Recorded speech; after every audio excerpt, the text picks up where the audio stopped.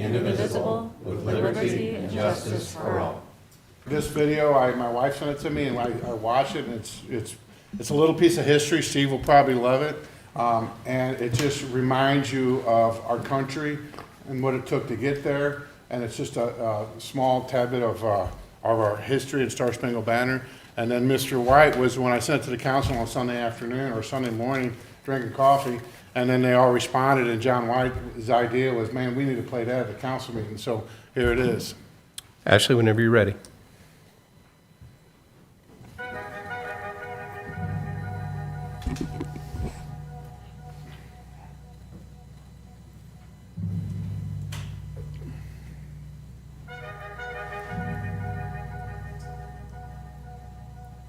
There was a lawyer once. His name was Francis Scott Key. Is it going to come? He penned a song that I'm sure you're aware of. You've seen it. It's in most hymnals throughout our churches. It's called the National Anthem. It is our song as an American. We go, however, to a ball game. We stand in our church services and we sing the words of that song, and they float over our minds and our lips, and we don't even realize what we're singing. Most of us have memorized it as a child, but we've never really thought about what it means. Let me tell you a story. Francis Scott Key was a lawyer in Baltimore. The colonies were engaged in vicious conflict with the mother country, Britain. Because of this conflict and the protractedness of it, they had accumulated prisoners on both sides. The American colonies had prisoners and the British had prisoners. And the American government initiated a move. They went to the British and they said, let us negotiate for the release of these prisoners. They said, we want to send a man out to discuss this with you. They were holding the American prisoners in boats about 1,000 yards offshore. And they said, we want to send a man by the name of Francis Scott Key. He will come out and negotiate to see if we can make a mutual exchange. On the appointed day, in a rowboat, he went out to this boat and he negotiated with the British officials. And they reached a conclusion that men could be exchanged on a one-for-one basis. Francis Scott Key, jubilant with the fact that he'd been successful, went down below in the boats, and what he found was a cargo hold full of humanity, men. And he said, men, I've got news for you tonight. You're free. He said, tonight I have negotiated successfully your return to the colonies. He said, you'll be taken out of this boat, out of this filth, out of your chains.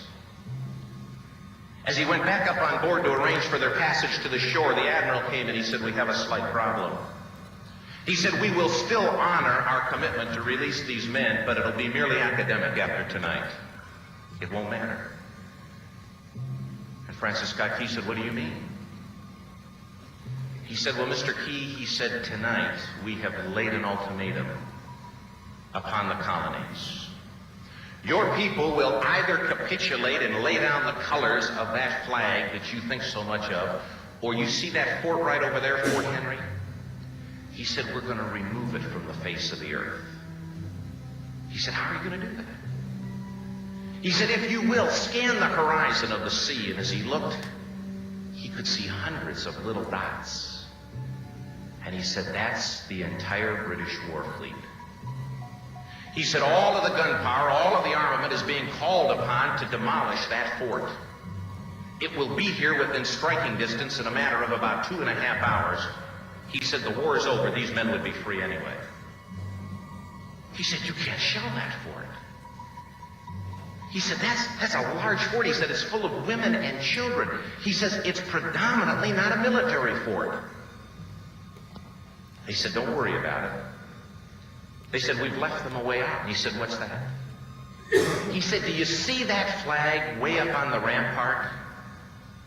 He said, we have told them that if they will lower that flag, the shelling will stop immediately. And we'll know that they've surrendered, and you'll now be under British rule. Francis Scott Key went down below and told the men what was about to happen. And they said, how many ships? He said, hundreds. The ships got closer. Francis Scott Key went back up on top and he said, men, I'll shout down to you what's going on as we watch. As twilight began to fall, and as the haze hung over the ocean as it does at sunset, suddenly the British war fleet unleashed. He says the sound was deafening. There were so many guns that there were no reliefs. He said it was absolutely impossible to talk or hear. He said suddenly the sky, although dark, was suddenly lit. And he says from down below, all he could hear the men, the prisoners, saying was, "Tell us where the flag is. What have they done with the flag? Is the flag still flying over the rampart? Tell us." 1 hour, 2 hours, 3 hours into the shelling, every time the bomb would explode and it would be close to the flag, they could see the flag in the illuminated red glare of that bomb, and Francis Scott Key would report down to the men below, "It's still up. It's not down." The admiral came and he said, "Your people are insane." He said, "What's the matter with them?" He said, "Don't they understand this is an impossible situation?" Francis Scott Key said he remembered what George Washington had said. He said, "The thing that sets the American Christian apart from all other people in the world is he will die on his feet before he'll live on his knees." The admiral said, "We have now instructed all of the guns to focus on the rampart to take that flag down." He said, "We don't understand something. Our reconnaissance tells us that that flag has been hit directly again and again and again, and yet it's still flying. We don't understand that."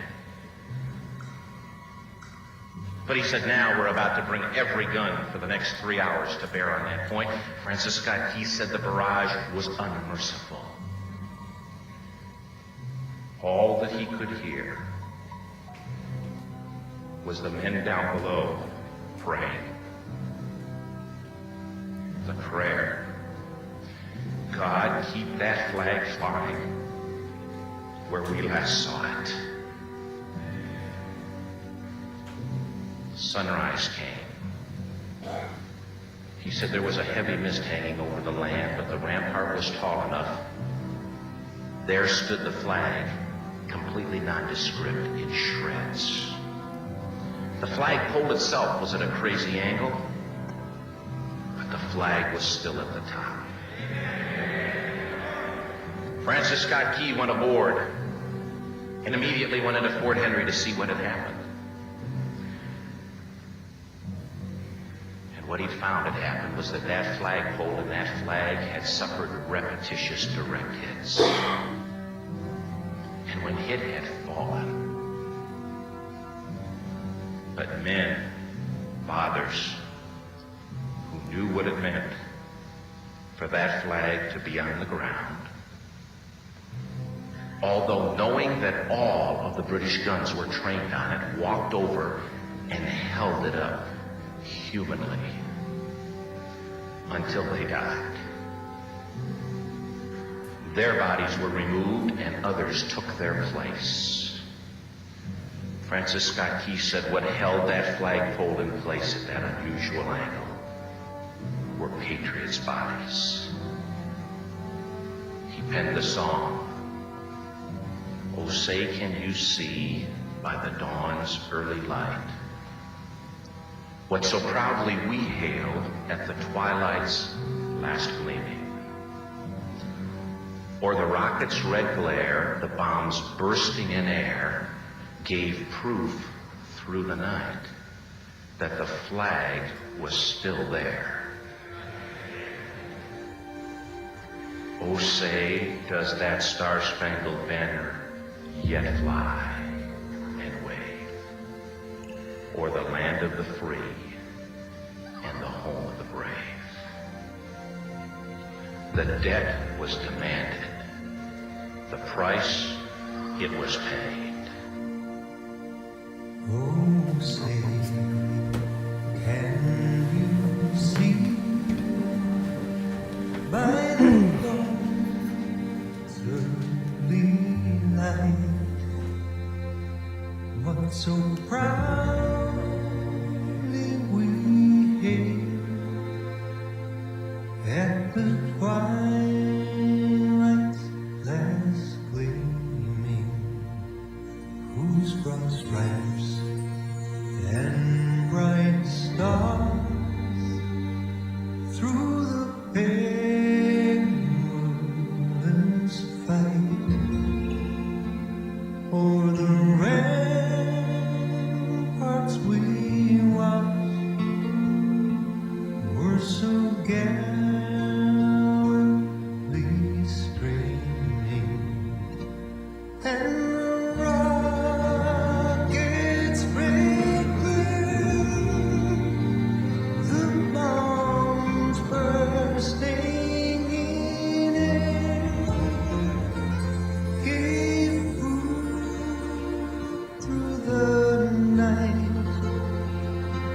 that our flag was still there.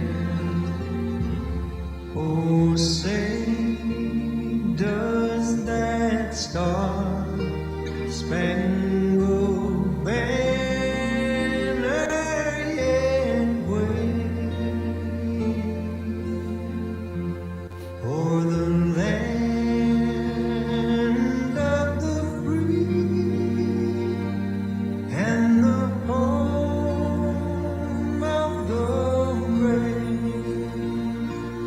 Oh, say, does that star-spangled banner yet wave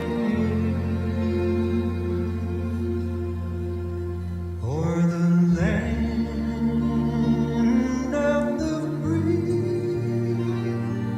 and the home of the brave?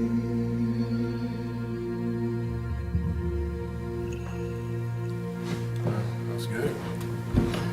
Thank you very much. We appreciate you sharing that. Joe and John, great idea of playing that for our meeting tonight. There's a lot of crazy stuff going on in the country lately, so it's good to kind of go back and get a history lesson. So our history teachers here with the county executive and Mr. Hollander both appreciate that especially. So with that, we'll pick up with our agenda and do our roll call. Councilmember Joe Cronin, Councilmember Joe Brazel, Councilmember Mike Elam, Here? Councilmember Dave Hammond, Here. Councilmember Terry Hollander, Councilmember Nancy Schneider, here. Councilmember John White. With that, we'll move on to public comments. Whenever we do public comments, you have 3 minutes in which to speak, so I'll ask you to wrap your comments up as soon as you hear the beeping from the timer. That tells you your time is finished, and we will move on to the next speaker. Once a topic is broached, we allow 3 speakers, 3 for, 3 against. I don't think that's going to be a big issue tonight, so our first speaker tonight is Grayson Jost. Grayson, welcome.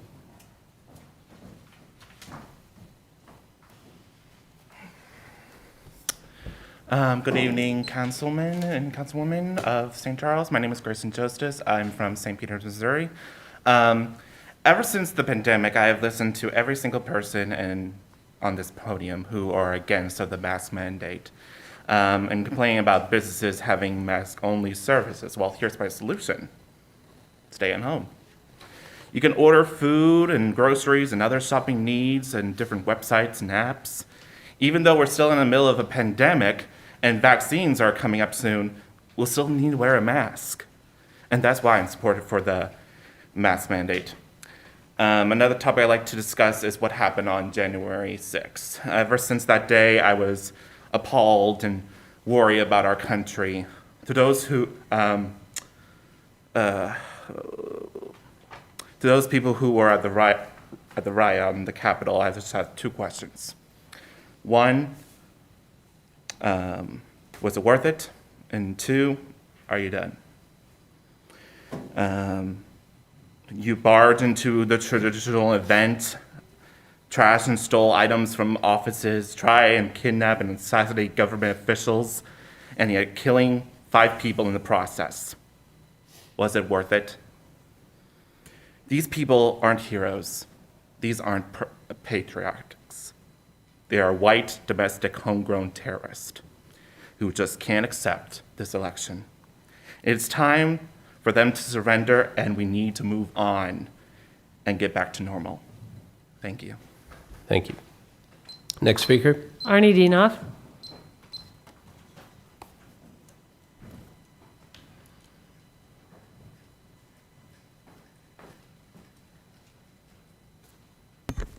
Thank you very much, members of the council. My name is Arnie C. A.C. Dienoff, County Public Advocate.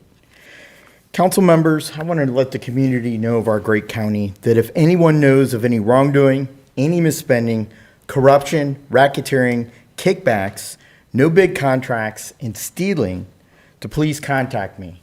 My email address is arniedienoff@yahoo.com. My cell phone is 314-440-9000.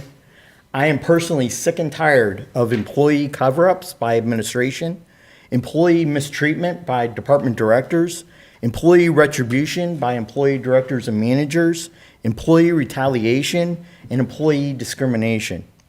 I thought that we as a county had learned our lesson from the Department of Corrections lawsuit from the Director of Finance's daughter, the Emergency Management former director, and from police previous lawsuits. But I see that we haven't learned our lesson. But yet, county directors, a police captain of administration who has discriminated against me on numerous times, and the county had a blind eye and ignored my complaints, have been allowed to run rampant and allowed to make other county employees' lives miserable with the illegal use of power and authority. They get different treatment than us, and a different course of action when the police get involved. We have numerous questions of how members of the county administration and the county cabinet, office holders, circuit judges are being treated from law enforcement officers called for enforcement action for driving while drunk, drug usage of county children, county employees, directors' children, property damage to other people's property. What happened to transparency and the protection for those that stand up to report the wrong? We need a whistleblower act here in our county as an ethical measure. I'm opposed to the bill number 4922 to relax the qualifications and allow non-residency of the Director of Finance, Director of Administration, County Attorney, and IT Director. These directors need to be part of our community, live in our community, and support our growing economy. You are talking about $150,000 with salary and benefits, all the way up to $275,000 of our taxpayer dollars. This is a waste of election tax dollars. I highly request that you vote no. We spent at last month's meeting $1 million of police vehicles, not supporting our county economy, but supporting and feeding the economy in St. Louis County, in Boone County. Do we really need 5 police pursuit SUVs for the sheriff's department when they use the vehicles for prisoner transport and civil process, not responding and using their lights and sirens rarely? I've only seen one deputy sheriff pull somebody over on Bryant Road 2 weeks ago. Thank you, Mr. And I Dienoff. think Your that time that's has totally expired. wrong. We I ask that appreciate you you vote that coming to now. join us. No, because we're Thank you, buying Mr. Dienoff. Chevy Your time vehicles has in St. expired. Louis We City. appreciate you coming to speak. May I Your please time, have 10 no, seconds? sir, your time has Robert's expired. Rules of Order, Sir, call your for the time has chairman to expired. Call for a vote of the county council to extend the time. Your I time ask has for expired. Please be seated. Robert Rules of Your Order, time has call for expired. the Please be governing seated. body. Your time has expired. You Please need to be learn seated. Robert Rules of Order, sir. And so much for our beginning of our meeting. So we'll move on to our oral report from the county executive. Mr. Chairman, I have no report this evening. Thank you very much. Move on to the consent agenda. Do I have any motions of items to be removed from the consent agenda? Motion to approve. Do I hear a second? Mr. Brazel, Mr. Hollander. All those in favor? Aye. All those opposed? Thank you. We have one other item that was left over from an earlier consent agenda. We had pulled that off. It's a Parks and Recreations order.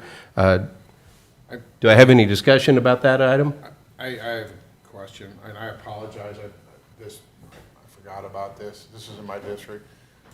Ryan, we did ask a question that, does the design for this how many square feet is this building? And we thought the design seemed extremely expensive. Yep. The total square foots that's going to be addressed here is over 9,000 square foot, which includes the new building as well as a remodeling plan for the existing building.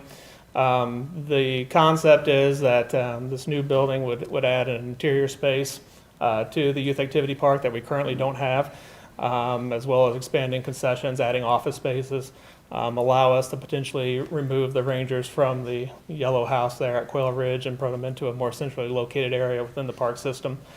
So it's a pretty beneficial building to our department. In the overall plan of the youth activity park, the overall concept and design includes this building being a key focal point to the entranceway to the park. As of right now, you have to enter the building through a set of multiple doors. And if anyone has ever brought a bike in through a door, it's a difficult process. So this building will act as a kind of a gateway between the two there to allow more people to come through. So it's a real good asset to the plan. In terms of the overall cost, it's under typically on design projects like this, we estimate anywhere between 10 to 14% of the anticipated construction cost. And this is significantly under that amount, so we think it's a pretty good deal overall. Yeah, I think that's about it. Is this residential construction? Is it going to be a residential building, or is it going to be a commercial building, or? I guess I don't Like necessarily a house, understand the wood question. structure with shingles? No. It's basically going to be a designed, I don't know if Ashley can pull this up, but basically the plan is going to be to design a building from the ground up that's going to complement the existing building and work into the park system, or the current plan for the park. So it's not showing up, but this is what- I mean, the only reason I think Mr. Cronin brought it up, and I would agree with him, in house construction, when you have an architect design a custom home, it's, let's say it's $2 to $3 a square foot. So you're way off on this. This is not even comparable, I don't believe, for the Well, type that of was the building that we're question we designing. had, but I don't think anyone Yeah. answered it last No, time, so. and I don't know if I can, if you don't mind, this is basically what the plan, which would be this. Oh, so it's structure here. nothing like, no, that's complete commercial, yeah, okay. All right. Okay. So, yeah, this is one piece to a greater plan to improve the youth activity park. This past year, we added the pump track, and the youth activity park saw a 245% increase in attendance from 2019 to 2020 numbers, so we know that the new plan will add a lot more people. Good. Yes, ma'am. I think I saw something that you sent or someone else sent that said with respect to this last year, this was probably the third most visited park, or is that what you're projecting? No, it wasn't the third most visited Okay. park. It was saw the greatest increase from greatest all our increase. parks. Yeah, Okay. Veterans Tribute still was number one, followed by Quail, Brommelsek, or no, Quail, Klondike, I think, and Brommelsek. So, But it did show a huge increase. yeah, and And this 2020, this is a beautiful building, yeah. we think it'll work well for us. Thank you. But also, Ryan, it has a lot to do with the track that we're putting in is state-of-the-art, which Yeah. is gonna be supposedly like number one in the country, isn't that? It's currently the largest in the country. So you would say, if you were selling us this, that that's why the building's so spectacular. It absolutely will be. It's going to have a lot of great features for us to make the park even that much better. Okay, thank you, sir. Yes, sir. Excellent. Any other questions for Ryan? Any other discussion? Terry, Then all those in favor? no, I need a motion. Motion to approve. Oh, sorry, motion to approve, second. All those in favor? Aye. All those opposed? So that one passes. So we'll move on to bills for final passage, starting with bill number 4918.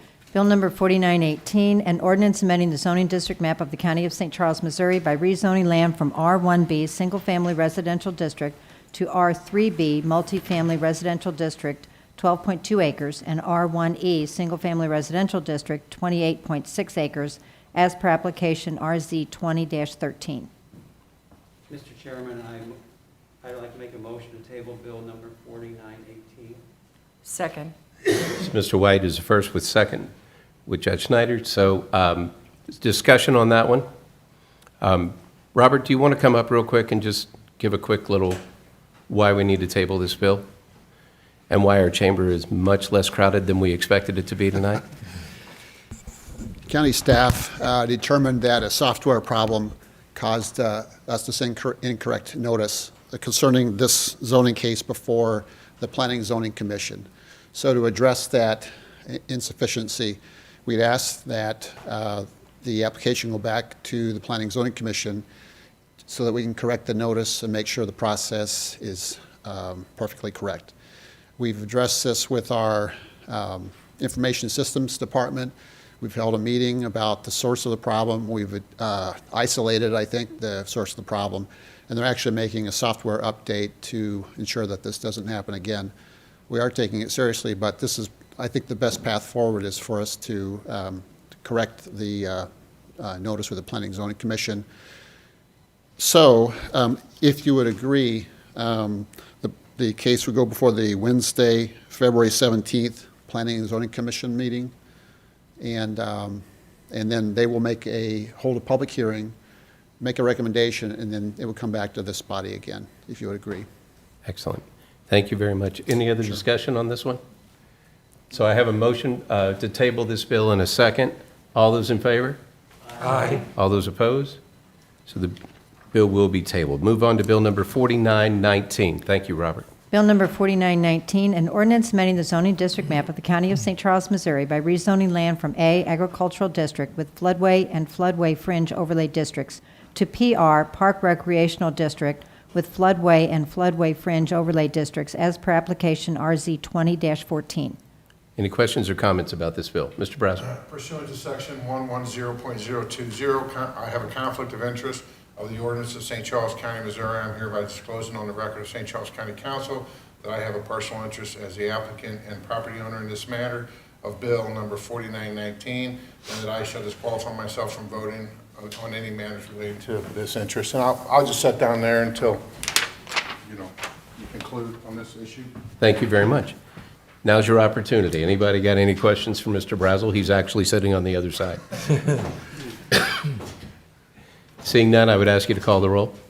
An ordinance amending the zoning district map of the County of St. Charles, Missouri by rezoning land from A, agricultural district with floodway and floodway fringe overlay districts to PR, park recreational district with floodway and floodway fringe overlay districts as per application RZ 20-14. Councilmember Cronin, Councilmember Brazel, Councilmember Hammond, Yes. Councilmember Elam, Yes. Councilmember Hollander, Yes. Councilmember Schneider, Yes. Councilmember White. No, yes. Bill number 4019 passes. Mr. Brazel, we would welcome you back. I still say we had a golden opportunity there, but I appreciate that. Bill number 4920. Bill number 4920, an ordinance amending sections 405.260, 405.270, and 405.275 ordinances of St. Charles County, Missouri to adopt the Federal Emergency Management Agency's FEMA flood insurance study and flood insurance rate maps. I know we discussed this a little bit at the last meeting. Any other questions or comments about this? There was only a question I got that, I don't know if it matters, but Chuck, he was saying that the maps were over 10 years old now. Is this a point that we need to bring up or not? Yeah. I mean, if you want to propose a question, come on up here. Come on up. And we can ask Robert and, Thank you, Mr. Chairman. Guys, and I've lived out there 50 years. We're on the upper Mississippi part of it, what I'm talking about. Not Missouri where Joe is, but some of them dates on the maps or them parcels were 10 years old. And we've had, in the last 10 years, we've had 4 significant floods on the Mississippi River up there. And I've lived there a long time. Grew up knew where the water used to be, know where it is now. These levee districts have changed the game. FEMA has not paid attention to this. Dave, just like you said before about the Corps, they've identified all these levees up there, hundreds of thousands of acres that are not taking water now. And it doesn't take a rocket scientist to figure this out. What happens if you displace water here, where's it going to go? Federal government in 1978 made ruling that said you cannot raise the levees to impose water on anybody else. Well, they're way over the limit. You can look it up on the Corps' website. They have identified them all the way up to upper Mississippi, both sides of the river, what districts are way above their limit. And St. Charles County, Lincoln, Pike County, we're taking the abuse. I mean, if we have another 93 flood, let me back up here. The Corps is good on logistics. They know logistics. They know how much water runs right through the river, right over a dam. They know how much water comes down through there. If you have the same amount of water that you had in 93, at the present time, 93 is going to look like a light raindrop for North St. Charles County. And you got all the development going on out there. I don't want to be the guy cry wolf or, put my finger in the dike here, guys. Nancy, sorry. But this is serious. I mean, and it's repetitive. It's going on. Portage's been out there 200 years. They've had more floods in the last 20 than they had the previous 200. what's wrong with this picture? And somebody will say, well, it's climate change. No, it isn't. They know the numbers of water going into the upper Mississippi Basin. And they're changing it. They're changing the game, and FEMA's not recognizing this. Like I say, I'm sure you guys want to go through with this, but this is something to be aware of. And they need, I know, Dave, you said you've challenged the Corps a little bit on this, and we have too. And what are they doing? FEMA sets the record, they set the numbers. They're complaining about all the flood damage they're paying out, including our airport. It's ridiculous what's going on here.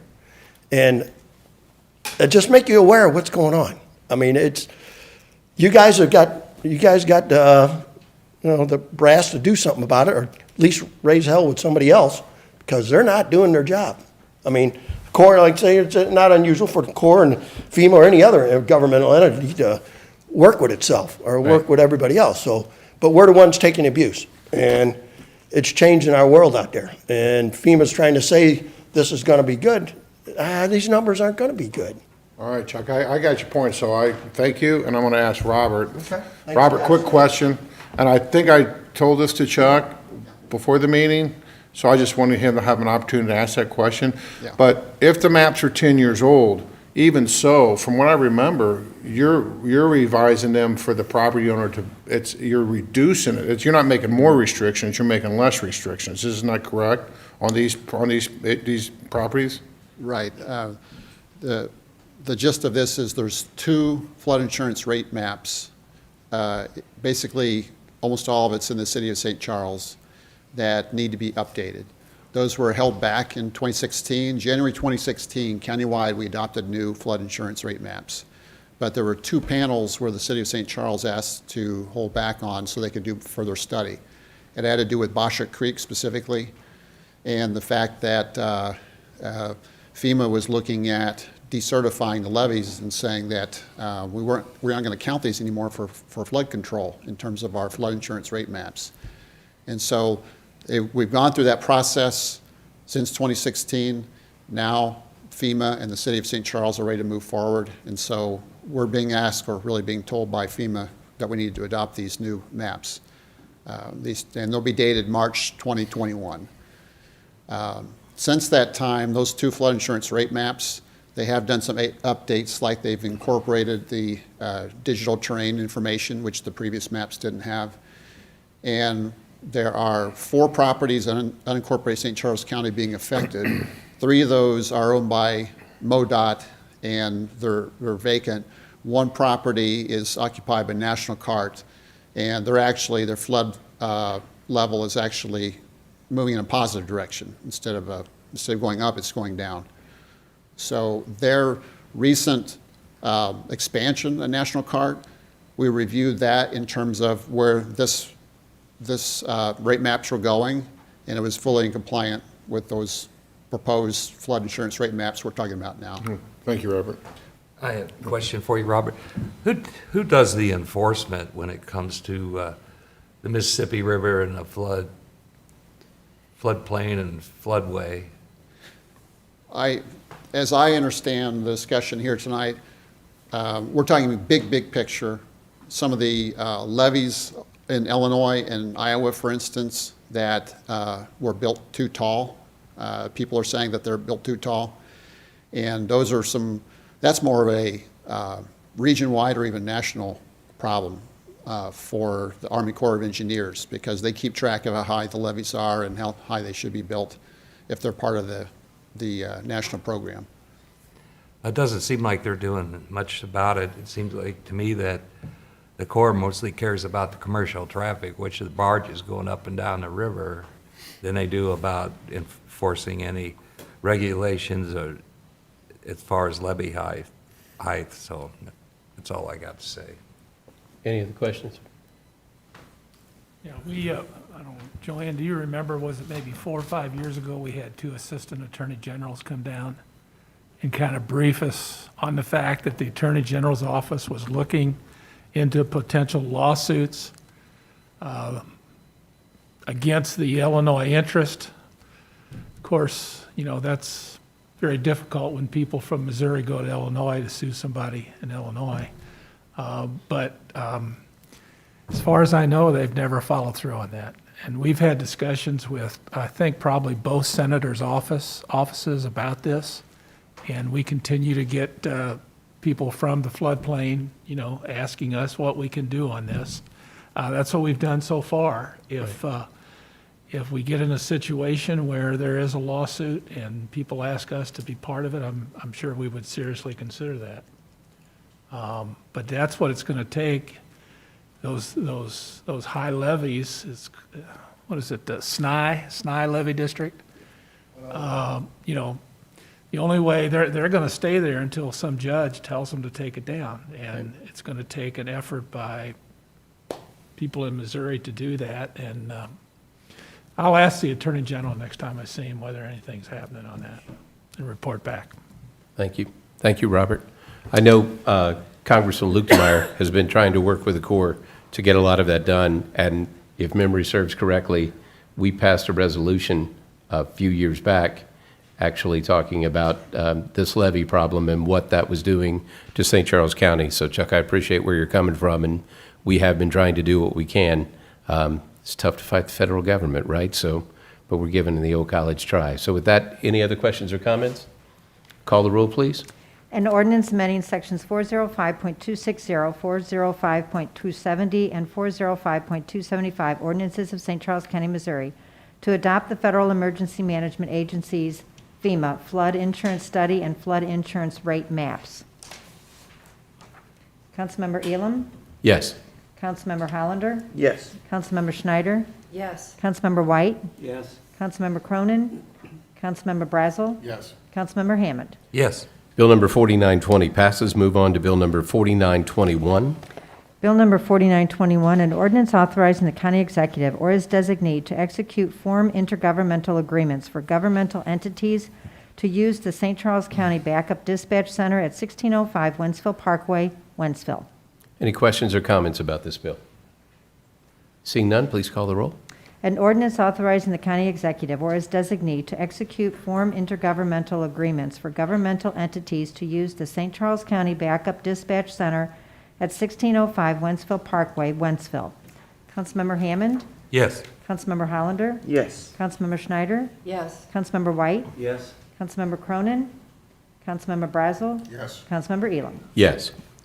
Bill number 4921 passes. Move on to bill number 4922. Bill number 4922, an ordinance placing on the ballot of the Tuesday, April 6, 2021 General Municipal Election, proposed amendments to Article 4 of the St. Charles County Charter, and if enacted by the voters, amending the charter by adjusting the qualifications to serve as the Director of Administration, Director of the Finance Department, Director of the Information Systems Department, and the County Councilor, such amendment to the charter to be effective upon certification of the election results. Any questions or comments about this bill? Seeing none, please call the roll. An ordinance placing on the ballot of the Tuesday, April 6, 2021 General Municipal Election, proposed amendments to Article 4 of the St. Charles County Charter, and if enacted by the voters, amending the charter by adjusting the qualifications to serve as the Director of Administration, Director of the Finance Department, Director of the Information Systems Department, and the County Councilor, such amendment of the charter to be effective upon certification of the election results. Councilmember Hollander? Yes. Councilmember Schneider? Yes. Councilmember White? Yes. Councilmember Cronin? Councilmember Brazel? Yes. Councilmember Hammond? Yes. Councilmember Elam? Yes. Bill number 4922 passes. That wraps up bills for final passage. As we move into bills for introduction, bill number 4923. Bill number 4923, requested by Brent Statler, sponsored by Mike Elam, an ordinance authorizing the county executive to execute a service-level agreement for self-assessment with independent validation between St. Charles County and St. Louis City for peer review of their auditors. Any questions or comments about this bill? Bill number 4924. Bill number 4924, requested by Demetrius Chansey Chapman, sponsored by Mike Elam, an ordinance authorizing the county executive or his designee to execute an intergovernmental agreement for financial assistance, grant agreement number 2021005 between St. Charles County and the St. Louis Jefferson Solid Waste Management District for receipt of funds in the amount up to $73,000. Any questions or comments about this bill? Director, it's good to see you. I'm sure it's fun, not that solid waste is a good topic, but it's not COVID, so congratulations. Bill, let's find a sunshine somewhere, right? Bill number 4925. Bill number 4925, requested by Demetria Chianti Chapman, Ryan Graham, Jacqueline Miller, sponsored by Mike Elam. An ordinance amending Section 115.710 of the Ordinances of St. Charles County, Missouri concerning the Personnel Administration Plan and amending the 2021 budget adopted by Ordinance 20-094 for positions within the St. Charles County Department of Public Health, Parks and Recreation Department, and Public Administrator. Any questions or comments about this bill? Move on to bill number 4926. Bill number 4926, requested by Bob Schnurr and Kurt Barr, sponsored by Mike Elam.